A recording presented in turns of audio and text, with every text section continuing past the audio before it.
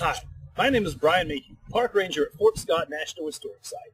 Perhaps you've seen the movie Glory. It depicts the story of the 54th Massachusetts Infantry as the first African-American regiment in the United States Army. However, Hollywood doesn't always get it right.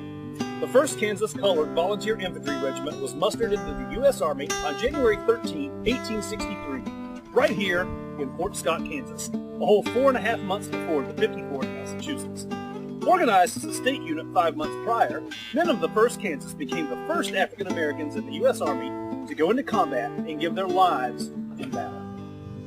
Kansas Senator and General James Lane began recruiting the African American soldiers in August of 1862. Most of the recruits were freed slaves from Missouri or escaped slaves from Missouri and Arkansas. Because of this, many African Americans were proud to serve in the Union. They felt it was their duty to fight against the Confederacy and the power that had enslaved and oppressed their people for generations.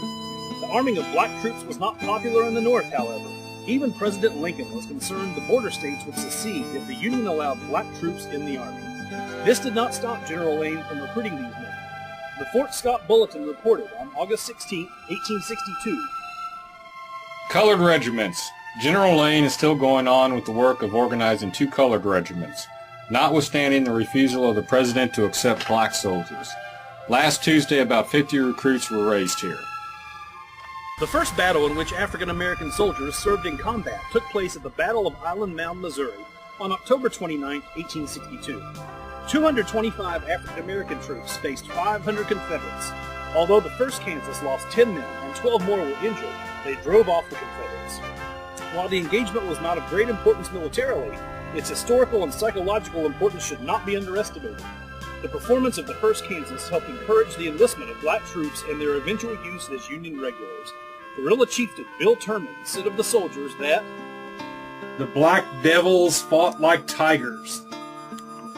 Some of the African American soldiers were officers in the 1st Kansas Colored before it was mustered into the Union Army in 1863.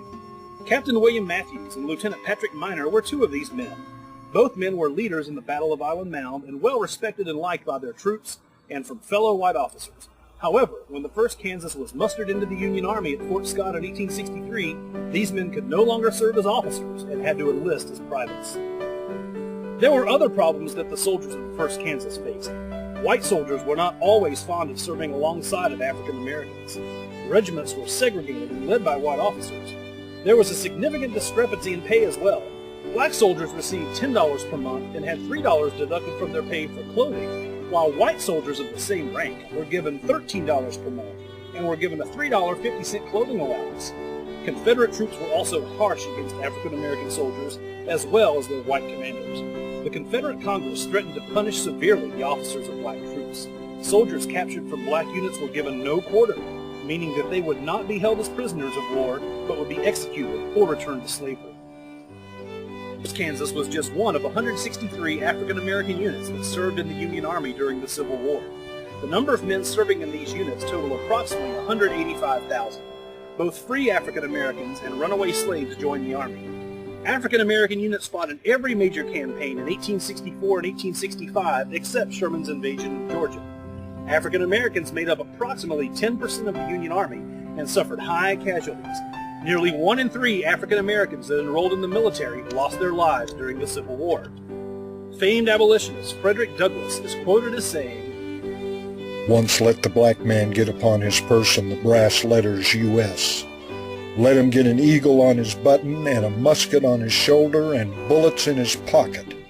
There is no power on earth that can deny that he has earned the right to citizenship."